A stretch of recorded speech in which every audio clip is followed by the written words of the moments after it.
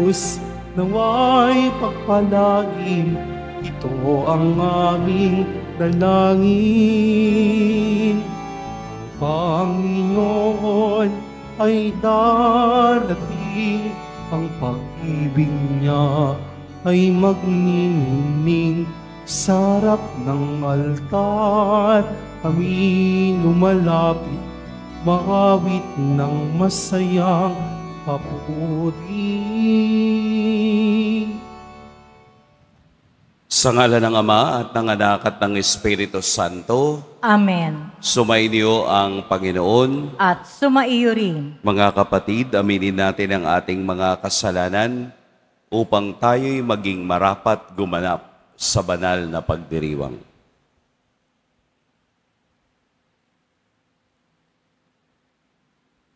Tayo pong lahat, inaamin ko sa makapangyarihang Diyos at sa inyo mga kapatid, na lubha akong nagkasala sa isip, sa salita, sa gawa, at sa aking pagkukulang. Kaya isinasamo ko sa mahal na Birheng Maria, sa lahat ng mga anghel at mga banal, at sa inyo mga kapatid, na ako'y panalangin sa Panginoong ating Diyos.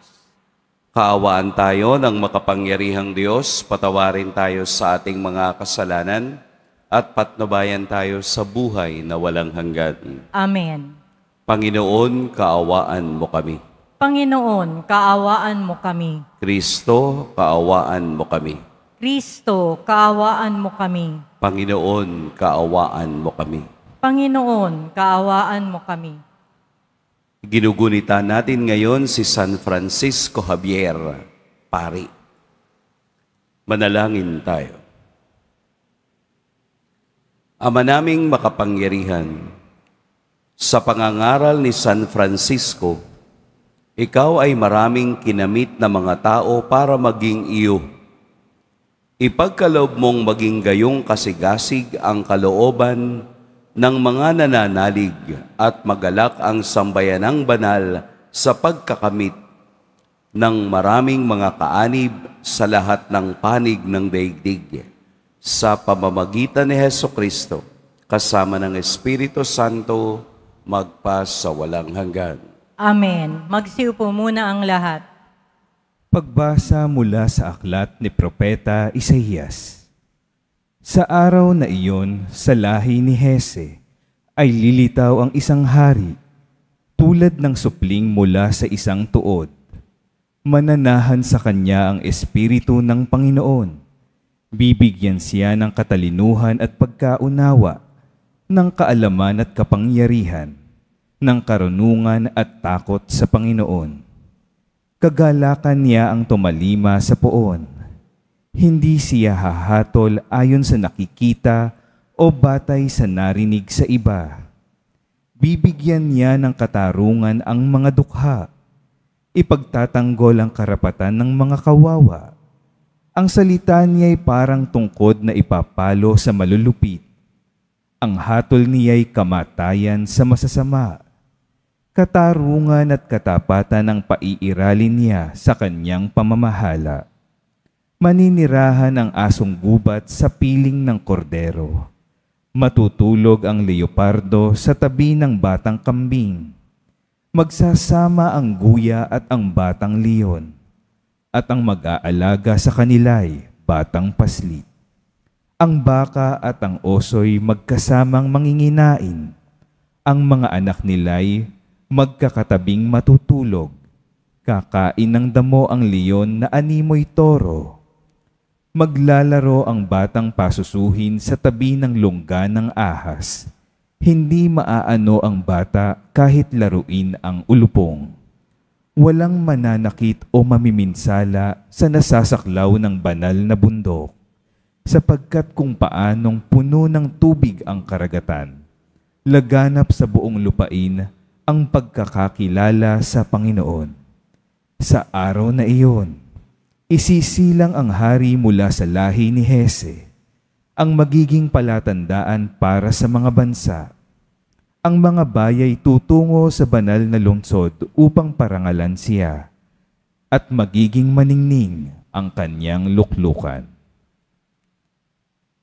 Ang salita ng Diyos. Salamat sa Diyos. Mabubuhay siyang marangal at sasagana kailanman. Mabubuhay siyang marangal at sasagana kailanman. Turuan mo yaong haring humatol ng katwiran, sa taglay mong katarungan, O Diyos, siya'y bahaginan, upang siya'y maging tapat mamahala sa iyong bayan, at pati sa mahihirap maging tapat siyang tunay. Mabubuhay siyang marangal at sasagana kailanman. Yaong buhay na matuwid sa kanyang kapanahunan, madama ng bansa niya at umunlad habang buhay.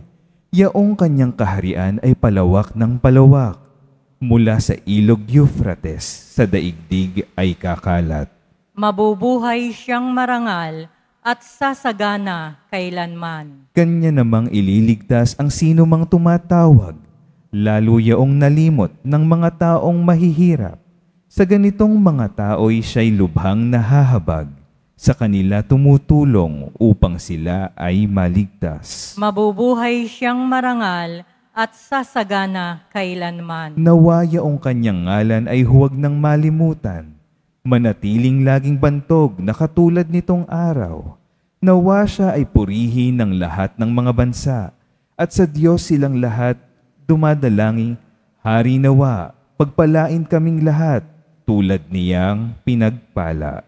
Mabubuhay siyang marangal at sasagana kailanman. Magsitayo na po ang lahat.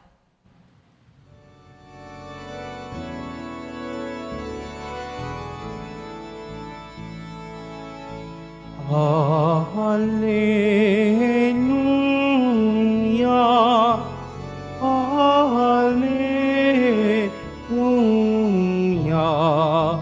Hallelujah, Hallelujah.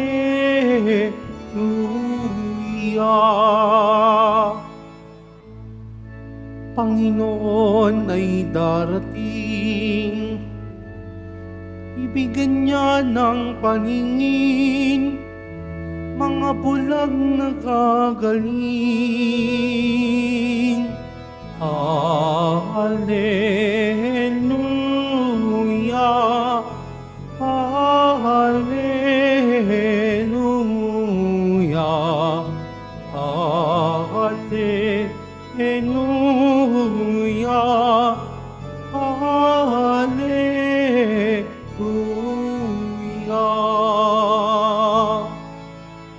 Sumainyo ang Panginoon. At sumaiyo rin. Ang mabuting balita ng Panginoon ayon kay San Lucas. Papuri sa iyo, Panginoon.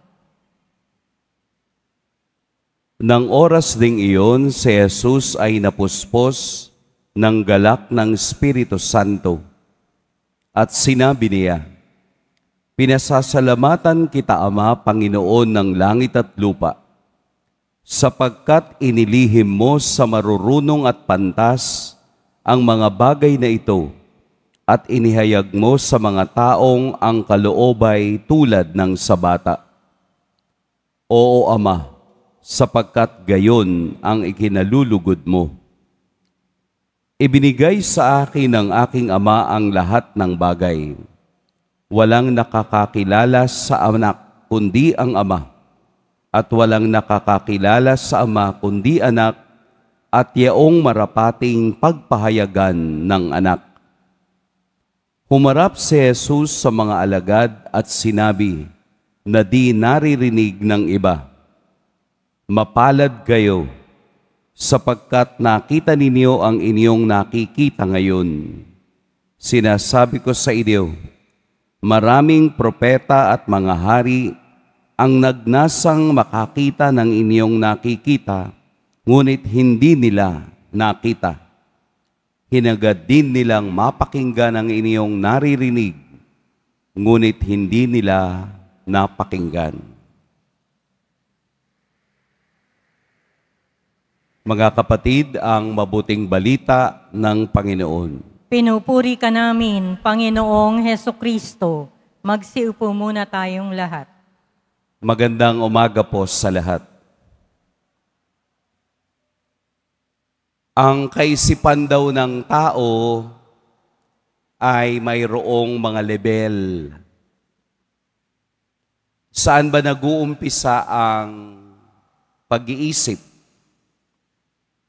Sa mga psychologists, marami silang teorya. Sa mga educators, marami ding teorya. Sa mga nasa medical fields, marami ring teorya. Pero sa ordinaryong tao, saan ba nag-uumpisa ang kaisipan? Di ba sa common sense? Ibaba mo pa yung common sense. Instinct. Yung instinct sa hayop daw yun. Kaya pag sinabi niyo tama instinct ko ibig sabihin tama yung iyong isip ng kahayupan. Ganun pa man, hindi tayo nandun sa level ng instinct lamang. Tayo ay nag-uumpisa sa common sense. Paano ba yun? Nakita mo yung dagat o nagpa-plancha ka na lang sa bahay mo. Isinaksak mo yung plancha.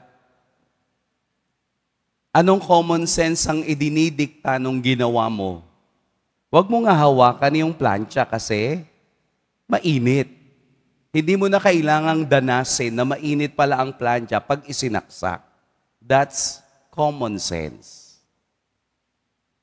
Ngayon, hindi na siya common.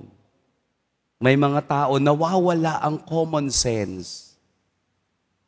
Pagkatapos po ng common sense, knowledge. Nagkakaroon na tayo ng konting karunungan. Siguro dahil sa karanasan.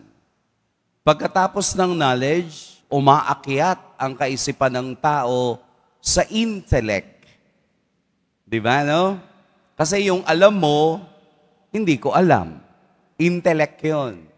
Kapag magaling ka sa math, yun yung yun yung intellect mo. Ako, hindi ako marunong sa math. Pero yung mga tao, hindi marunong sa math, pero pagdating sa pera, ang galing magkwenta. No? Pagkatapos ng intellect, saan susunod? Wisdom. Pero hindi lahat ng tao mayroong wisdom. Ang wisdom ay pagbasa sa karanasan ng tao na hindi kayang unawain ng iba. And that's wisdom. Wisdom daw comes with age. Pwede rin po, habang tumatanda, dapat mas nagiging puno ng wisdom ang tao. Dahil kaya niya nang mag-decide ayon sa idinidikta ng karanasan. Sa atin pong ebanghelyo, hindi na lamang natural na nasa common sense ang karanasan ng mga alagad. Sa pagbaling ni Jesus sa kanila, sila ay binigyan ng biyayang makita nila ang wisdom sa likod ng sinasabi at ginagawa ni Jesus. Dahil naranasan nila, nakita nila kung ano ang gustong ipakita sa kanila ni Jesus. Kaya mapalad kayo, bumaling si Jesus sa mga alagad. Personal niyang sinasabi na kayo mapalad dahil maraming taong gustong makita ang nakita ninyo pero hindi nila nagawa. Maraming taong gustong marinig pero hindi nila napakinggan. Sa karanasan ng mga alagad, ang pagpapalang makita, maranasan, magkaroon ng personal encounter with Jesus ay wisdom beyond experience.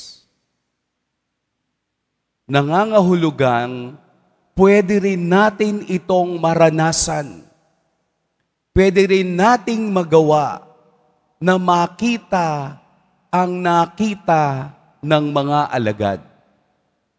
Sa pananalangin ni Jesus sa Ama, kaniyang inihihingi na bigyan tayo ng Espiritu Santo upang makita natin sa ating karanasan kung ano ang tunay na paglilingkod at kung ano ang tunay na pagmamahal ng Diyos sa bawat isa. Magkakaiba ng karanasan, pero iisa ang pinupuntahan. Ito ay ang makita si Jesus sa kaniyang kalwalhatian at sa kaniyang kapangyarihan. Ang bawat karanasang meron tayo ay huwag mong titingnan sa common sense. Tingnan mo sa wisdom ng Diyos. Dahil kung makikita mo ito at naiaangat mo ang iyong pag-unawa sa buhay karanasan, mauunawaan mo rin kung paanong maglakbay ng bukas ang iyong pandinig sa mensahe at wisdom ng Diyos. We call it discernment. Magdi-discern ka kung tama ang gagawin mo, kung tama ang pinakikinggan mo, at kung tama ang sinasabuhay mo. Dahil hindi natin pwedeng ipilit ang mga bagay na gusto natin, pero ayaw naman ito ng Diyos. And that's wisdom.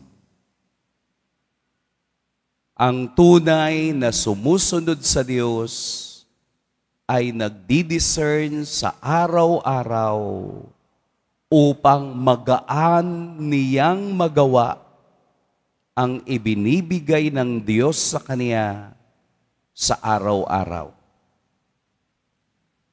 Huwag po kayong tamarin, gumising ng umaga. Huwag niyong sabing, ang sarap pang matulog.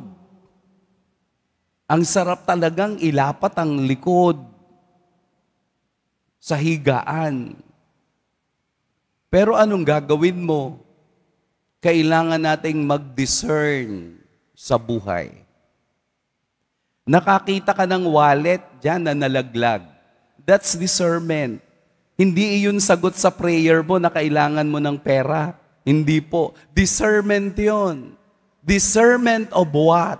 Honesty. Kukunin ko ba ito at isosoli ko sa may-ari? O kukunin ko ito at diretso ako sa divisoria? And that's discernment. Ibinibigyan tayo ay lumago sa karunungan ng Diyos upang mailapat natin ang buhay pananampalataya. Let us discern kung papaanong tayo ay ipinalangin ni Jesus sa kaniyang Ama. Kung papaanong tayo ay sinasabihan din na maraming bagay na pwede nating makita at mapakinggan ang Diyos sa karanasan ngayon. Siya ay palaging nagsasalita sa araw-araw ng ating buhay. Let us hold on to the wisdom of God. Dahil kung ang Diyos ang ating susundin at papakinggan, we will never be wrong. Hindi tayo magkakamali. Sapagkat ang Diyos, si Kristo ang daan, katotohanan at buhay. Pagpalain tayo ng poong may kapal. Magsitayo na po ang lahat.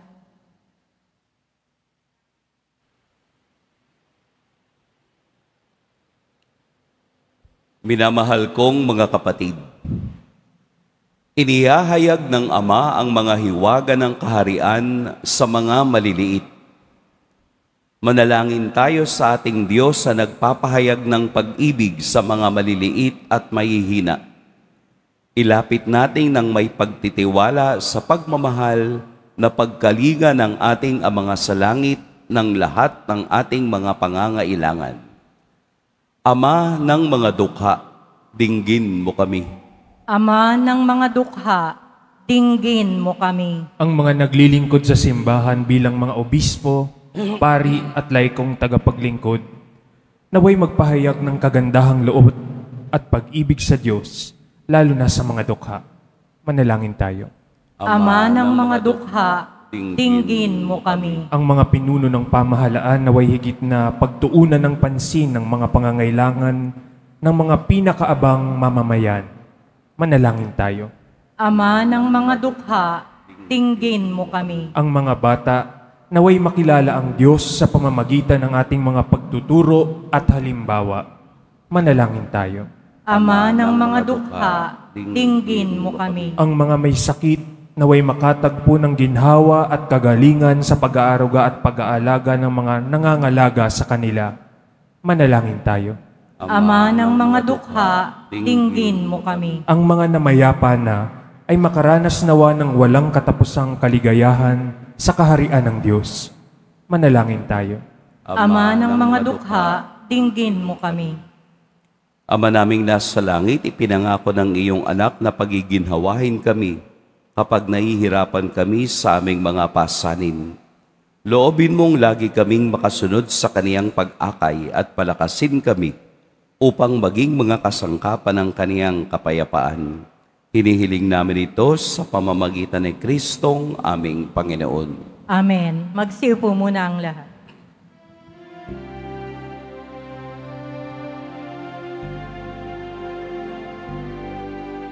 Panginoong Diyos, Ama, aming handog ngayon, ang alak at tinapay, dala sa altar mo, pati puso namin isip tinataas sa'yo habang naghihintay kami kay Kristong darating.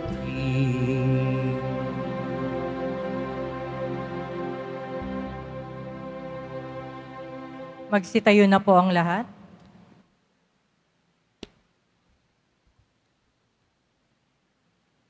Manalangin kayo mga kapatid upang ang aking paghahain ay kalugdan ng Diyos amang makapangyarihan. Tanggapin nawa ng Panginoon itong paghahain sa iyong mga kamay, sa kapurihan niya at karangalan, sa ating kapakinabangan at sa buong sambayanan niyang banal.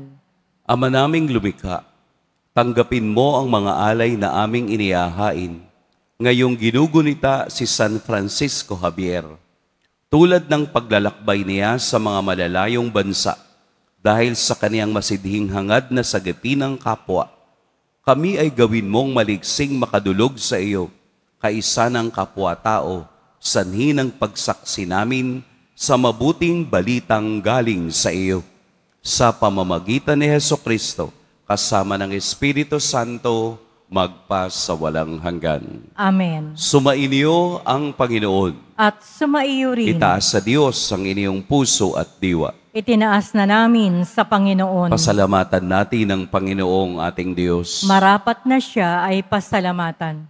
Ama naming makapangyarihan, tunay ngang marapat na ikaw ay aming pasalamatan sa pamamagitan ni Jesucristo na aming Panginoon. Ngayong si San Francisco Javier ay pinararangalan sa pamumuhay niyang totoong uliran at pagiging maaasahan sa panunungkulan, kaya't si Jesucristo na maaasahan sa katapatan ay inihahayag sa pangangasiwa sa sambayanan. Ang malasakit na mga ulirang tagapangasiwa noon ay nagpapatuloy magpahanggang ngayon sa mga panalangin kanilang inuukol, kaisa ng sambayanan mong dito'y nagtitipon. Kaya kaisa na mga anghel na nagsisiawit ng papuri sa iyo nang walang humpay sa kalangitan, kami nagbubunyi sa iyong kadakilaan. Santo, Santo, Santo, Panginoong Diyos ng mga hukbo, napupuno ang langit at lupa ng kadakilaan mo. O sana sa kaitaasan, pinagpala ang naparirito sa ngalan ng Panginoon. O sana sa kaitaasan. Magsiluhod po ang lahat. Ama naming banal, ikaw ang bukal ng tanang kabanalan. Kaya't sa pamamagitan ng iyong Espiritu, gawin mong banal ang kaloob na ito upang para sa amin maging katawan at dugo ng aming Panginoong Hesukristo. Bago niya pinagtiis ang kusang loob na maging handog, hinawakan niya ang tinapay, pinasalamatan kaniya, pinaghati-hati niya iyon, iniabot sa kaniyang mga alagad at sinabi, "Tanggapin ninyong lahat ito at kanin, ito ang aking katawan na ihahandog para sa inyo."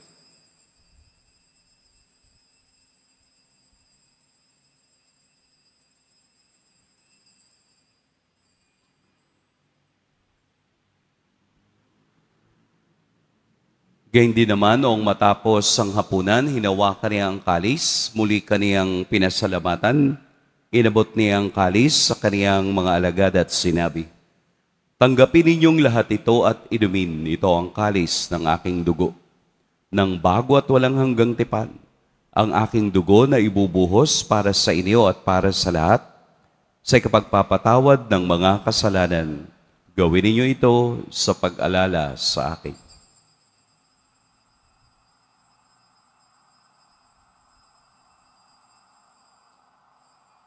Magsitayo na po ang lahat.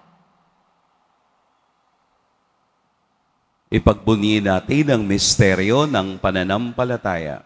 Si Kristo'y namatay, si Kristo'y nabuhay, si Kristo'y babalik sa wakas ng panahon. Ama, ginagawa namin ngayon ang pag-alala sa pagkamatay at muling pagkabuhay ng iyong anak. Kaya't iniaalay namin sa iyo ang tinapay na nagbibigay buhay at ang kalis na nagkakaloob ng kaligtasan. Kami nagpapasalamat dahil kami iyong minarapat na tumayo sa harap mo para maglingkod sa iyo. Isinasamo namin kaming magsasalo-salo sa katawan at dugo ni Kristo ay mabuklod sa pagkakaisa sa pamamagitan ng Espiritu Santo. Ama, lingapin mo ang iyong simbahang laganap sa buong daigdig.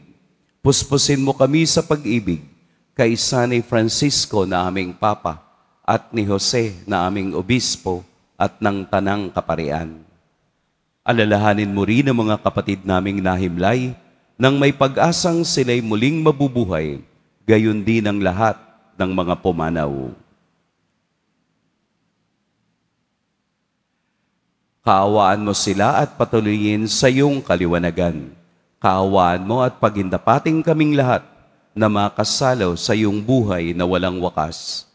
Kaisa ng mahal na Birheng Maria na ina ng Diyos, ng kabiyak ng puso niyang si San Jose, kaisa ng mga apostol at ng lahat ng mga banal na namuhay dito sa daigdig ng kalugod-lugod sa iyo, maipagdiwang nawa namin ang pagpupuri sa ikararangal mo sa pamamagitan ng iyong anak na aming Panginoong Hesukristo. Sa pamamagitan ni Kristo, kasama niya at sa Kaniya, ang lahat ng parangal at papuri sa iyo, Diyos Amang makapangyarihan, kasama ng Espiritu Santo, magpa sa walang hanggan. Amen. Sa tagubilin ng nakagagaling na utos at sa turo ni Jesus na Panginoon natin at Diyos, ipahayag natin ng lakas loob. Ama namin, Sumasalangit ka, sambahin ang ngalan mo, mapasa amin ang kaharian mo, sundin ang loob mo dito sa lupa para nang sa langit.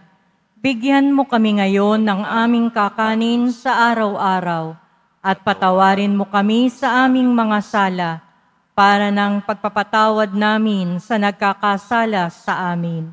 At huwag mo kaming ipahintulot sa tukso at iadya mo kami sa lahat ng masama. Hinihiling namin kami iadya sa lahat ng masama. Pagkalooban ng kapayapaan araw-araw, iligtas sa kasalanan at ilayo sa lahat ng kapahamakan. Samantalang aming pinananabikan ang dakilang araw ng pagpapahayag ng tagapagligtas naming si Hesukristo. Sapagkat iyo ang kaharian at ang kapangyarihan at ang kapurihan magpakailanman. Amen. Panginoong Hesukristo, sinabi mo sa iyong mga apostol, kapayapaan ang iniiwan ko sa inyo, ang aking kapayapaan ang ibinibigay ko sa inyo. Tunghayan mo ang aming pananampalataya at huwag ang aming pagkakasala. Pagkalooban mo kami ng kapayapaan at pagkakaisa ayon sa iyong kalooban, kasama ng Espiritu Santo, magpa sa walang hanggan. Amen. Ang kapayapaan ng Panginoon naway laging sumainiyong lahat. At sumaiyo rin. Pagbigayan kayo ng kapayapaan sa isa't isa. Kordero ng Diyos na nag-aalis ng mga kasalanan ng sanlibutan, maawa ka sa amin. Kordero ng Diyos na nag-aalis ng mga kasalanan ng sanlibutan, maawa ka sa amin. Kordero ng Diyos na nag-aalis ng mga kasalanan ng sanlibutan, ipagkaloob mo sa amin ang kapayapaan. Magsiluhod po ang lahat. Narito si Jesus ang walang hanggang karunungang ating sinusundan. Ito ang kordero ng Diyos. Ito ang nag-aalis sa mga kasalanan ng sanlibutan. Mapapalad ang inaanyayahan sa kaniyang piging. Panginoon, hindi ako karapat-dapat na magpatuloy sa iyo, ngunit sa isang salita mo lamang ay gagaling na ako.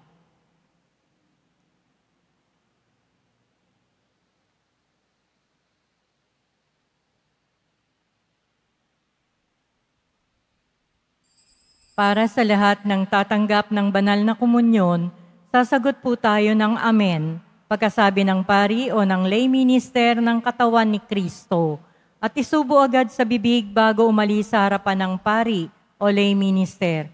Sumunod po tayo.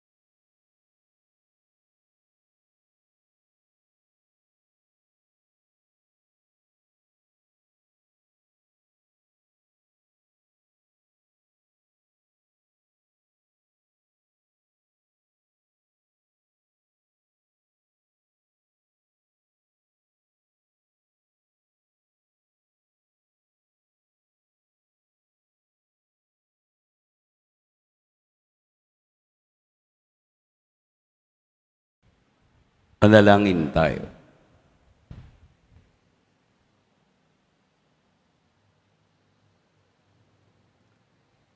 Ama naming mapagmahal, ang banal na pakikinabang ay magdulot nawa sa amin ng pag-ibig na maalab, gaya ng maningas na loobin ni San Francisco para ang kapwa ay mailigtas, upang sa pagtugod namin sa iyong pagtawag, makamtan naming kaisa niya ang pangakong gantimpala para sa mga kabutihang ginaganap sa pamamagitan ni Hesukristo, kasama ng Espiritu Santo, magpa sa walang hanggan.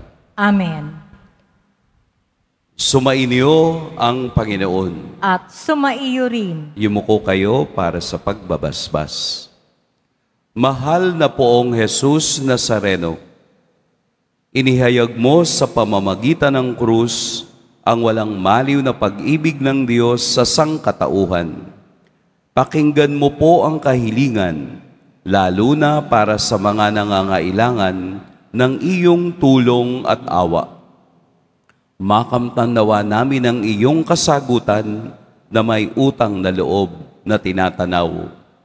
Basbasan din po ninyo ang mga imahen at dasalan upang lalo kaming manalangin at magtiwala. Sa pamamagitan ng bendisyon na ito, naway lalo kaming maging mapaglingkod, masunurin at tapat sa iyo na aming maluwalhating Panginoon, magpas sa walang hanggan. Amen. At pagpalain kayo ng makapangyarihan at mapagmahal na Diyos, ang Ama at Anak at Espiritu Santo.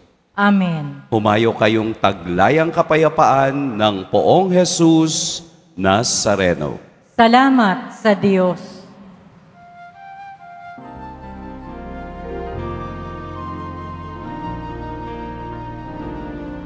Nuestro Padre Jesus Nazareno, sinasamba ka namin, pinipintuho ka namin, aral mo ang aming buhay at kaligtasan.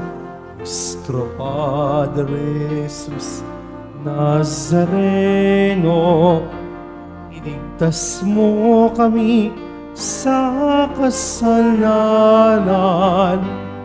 Ang krus mong kinamatayan ay sagisag ng aming kaligtasan. Nuestro Padre Jesus Nazareno, dinarangal ka namin.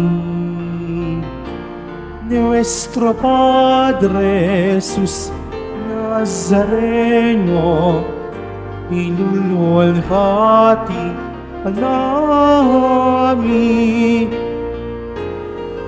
Nuestro Padre Jesus Nazareno, dinarangal ka namin. Nuestro Padre Jesus Nazareno, inuluwalhati ka namin.